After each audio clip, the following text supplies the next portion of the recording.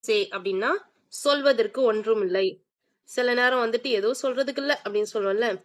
So அதுக்கு வந்துட்டு nothing to say. சொல்வதற்கு ஒன்றுமில்லை. சொல்வதற்கு ஒன்றுமில்லை. Nothing to say. Listen to my words. Listen to my words அப்படின்னா என் வார்த்தைகளை கேளுங்கள். என் வார்த்தைகளை கேளுங்கள். Listen to my wordsனா என் வார்த்தைகளை கேளுங்கள்.